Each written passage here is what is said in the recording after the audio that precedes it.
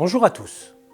Nous avons rendez-vous aujourd'hui pour parler de la loi Egalim et le lien avec la politique nationale pour l'alimentation.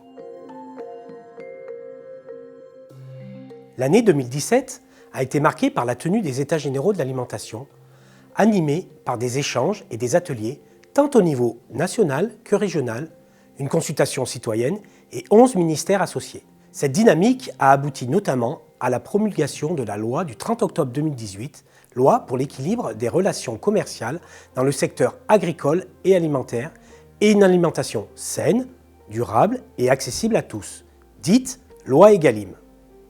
À cette occasion, la politique de l'alimentation est confortée par l'élaboration d'une 3e édition du Programme national pour l'alimentation 2019-2023 en parfaite concertation interministérielle et plus particulièrement le ministère de la Santé et des Solidarités, élaboration d'une feuille commune PNA-PNNS, la gouvernance interministérielle a été renforcée tant au niveau national que régional.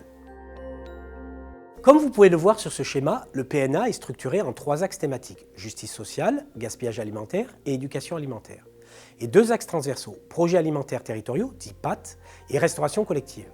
La mise en place d'une instance de concertation régionale intitulée CRALIM, Comité régional pour l'alimentation, illustre bien la volonté de gouvernance renforcée. Pour revenir au contenu de la loi, celle-ci comporte 2 titres. Le titre 1 a comme ambition de permettre aux agriculteurs d'avoir un revenu digne en répartissant mieux la valeur. Il s'agit du volet économique et de la répartition de la valeur ajoutée en permettant une meilleure rémunération des exploitants agricoles. Articles 1 à 23. Le titre 2, qui nous intéresse plus particulièrement, traite des mesures sanitaires, environnementales et nutritionnelles, articles 24 à 92. Il comprend une batterie de mesures en faveur d'une alimentation saine, de qualité durable, accessible à tous et respectueuse du bien-être animal. Une grande partie de ces mesures est applicable à la restauration collective, ce qui fera l'objet pour certaines d'une présentation détaillée lors des prochains épisodes. Dès aujourd'hui, retenons 1.